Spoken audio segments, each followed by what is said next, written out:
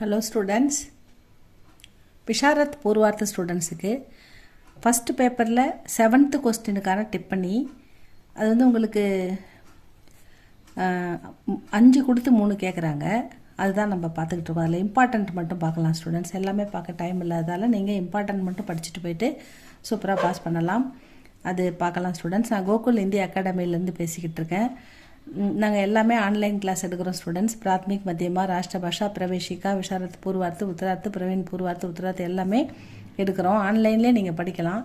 நான் கொடுக்குற இந்த டிஸ்கிரிப்ஷன் நம்பரில் உங்களுக்கு கிளாஸ் தேவைப்பட்டால் நீங்கள் வீட்டிலேருந்தே படிக்கலாம். எந்த டைம் ஃப்ரீயாக இருக்கோ அந்த டைம் நம்ம வந்து கிளாஸ் எடுத்துக்கலாம். ஒரு சிம்பிள் டைம் தான், ஒரு 10 to 15 மினிட்ஸுக்குள்ளே வந்து உங்களுக்கு எடுத்து முடிச்சிடும். நீங்கள் அதுக்கப்புறம் படித்து எழுதி எங்களுக்கு ஃபீட்பேக் பண்ணணும். அவ்வளோதான் ஸ்டூடெண்ட்ஸ். உங்களுக்கு எக்ஸாம் புக்ஸு, நோட்ஸு, உங்களுக்கு கொஸ்டின் பேப்பர்ஸ் எல்லாமே உங்களுக்கு உங்கள் அட்ரஸ்க்கு உங்கள் வீட்டுக்கு வந்துடும். நீங்கள் எக்ஸாம் எழுதும்போது ஆல் டிக்கெட் உங்கள் வீட்டுக்கு வந்துடும். நீங்கள் எக்ஸாம் ஆல் டிக்கெட்டை பார்த்துட்டு நீங்கள் போய்ட்டு எக்ஸாம் எழுத வேண்டியதான். அதுக்கப்புறம் சர்டிஃபிகேட்டும் உங்கள் வீட்டுக்கு வந்துடும் ஸ்டூடெண்ட்ஸ்.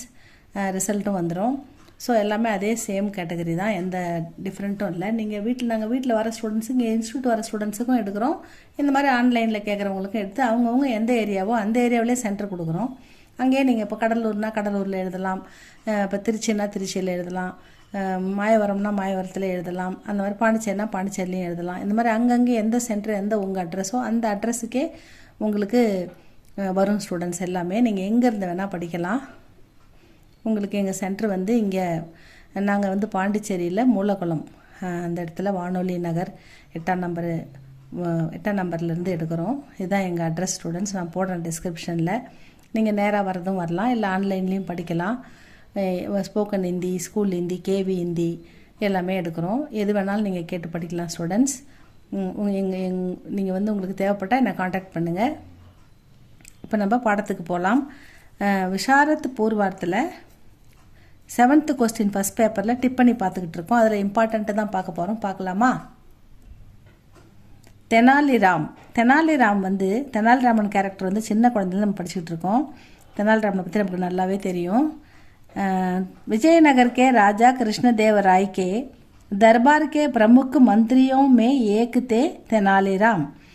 தெனாலிராமன் விஜயநகர பேரரசர் ராஜா கிருஷ்ணதேவராயருடைய தர்பாரில் முக்கியமான மந்திரிகளுள் ஒருவர் அப்படின்னு சொல்லியிருக்காரு. உன்கே ஹர் காம் மே, அவருடைய ஒவ்வொரு வேலையிலும் நியாய், தர்ம யா நீதி ஆதி கா அனுபாலன் தா, அவருடைய ஒவ்வொரு வேலையிலும் ஒவ்வொரு செயலிலுமே நியாயம் இருக்கும், தர்மம் இருக்கும், நீதி இருக்கும். இது எல்லாமே அவர் எப்பயுமே கைவிடாமல் பார்த்துப்பாரு அப்படின்னு சொல்கிறாங்க. சாத்துஹி, அது கூடவே அவர் கூடவே கொஞ்சம் சாத்துஹின்னா உடன் அதை அப்படி ஒரு நியாயமாக தர்மமாக நடக்கும்போது ஆசியா அவர் வாக்கு சதுராயி, அவருடைய பேச்சு திறமையும் அவருடைய நகைச்சுவையும் நம்ம பார்க்க முடியும். எதையுமே நகைச்சுவையாக பண்ணுவார். எதையுமே ஒரு சீரியஸாக இல்லாமல் ஒரு நகைச்சுவையோட அருமையாக சொல்லுவார். அந்த வாக்கு சதுராயி அவருடைய பேச்சு திறமையை வந்து பார்க்க முடியும். அந்த பேச்சு திறமை, அந்த ஹாஸ்ய, அதுக்கு காரணமாக அவர் வந்து அத்தியந்த பிரக்யாத்தே, ரொம்ப புகழ்பெற்றவர். இதில் வந்து மிகவும் பெயர் பெற்றவர் அப்படின்னு சொல்கிறாங்க. ராஜா கிருஷ்ணதேவ் अपने राज्य के हर एक परिवार को एक घोड़ा देकर उसे पालने के खर्च के लिए पैसे भी दिए.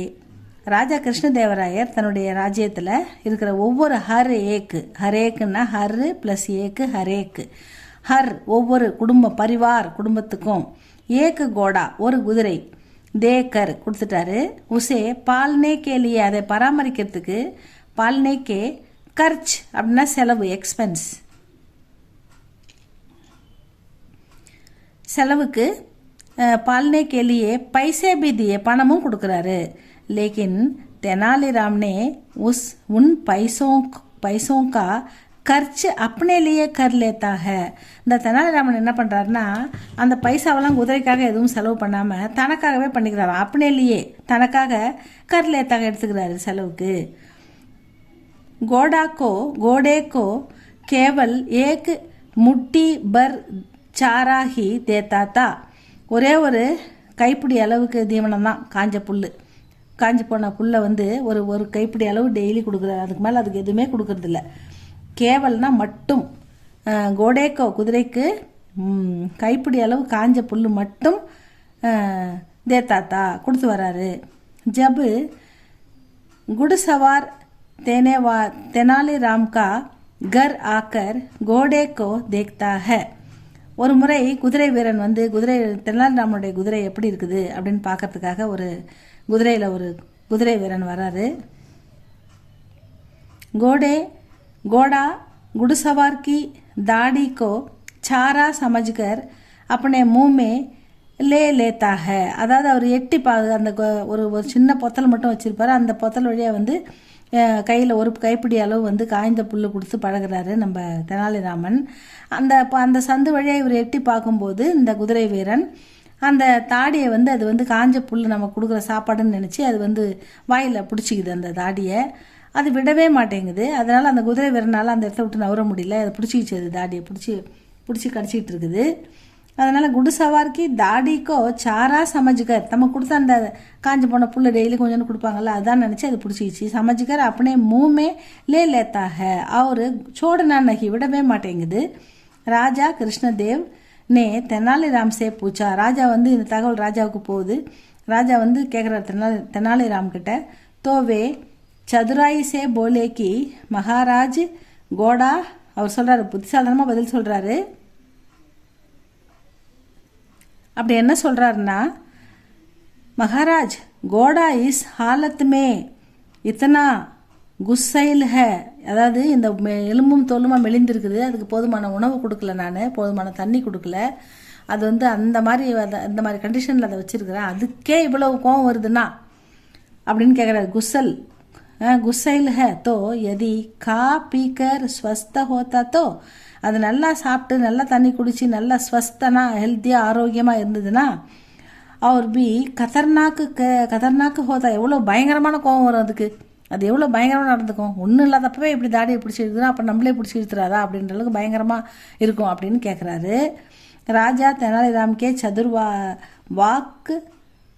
வாக் சாதுரிய சமஜ்கையே, அவர் பேச்சு திறமையை வந்து புரிஞ்சுக்கிறாரு. அவர் தெனாலிராம்கே அபராத்துக்கோ ஷமா கர்த்தியா, அவர் கொடுத்த அபராதத்திலேருந்து தண்டனையிலிருந்து அவருக்கு ஷமானா மன்னிப்பு கொடுத்துட்றாரு. இதுதான் வந்து தெனாலிராம். அப்பப்போ ஒரு சின்ன சின்ன இன்சிடென்ட்ஸ் மாதிரி போடுவாங்க ஸ்டூடெண்ட்ஸ் இந்த மாதிரி தெனாலிராமனை பற்றி. அதில் இது ஒரு சின்ன இன்சிடெண்ட் கொடுத்துருக்காங்க. இது உங்களுக்கு நீங்களே அழகாக ஓனில் எழுதுங்க. அடுத்த இம்பார்ட்டண்ட் வந்து இதோ பார்க்கலாம். ஆனால் 3 கொடுத்துருக்காங்க, 3 எழுதணும் நீங்கள். அது பார்க்கலாம் ஸ்டூடெண்ட்ஸ். உங்களுக்கு பிடிச்சிருந்தா லைக் பண்ணுங்கள், ஷேர் பண்ணுங்கள், சப்ஸ்கிரைப் பண்ணுங்கள். தேங்க்யூ ஃபார் வாட்சிங்.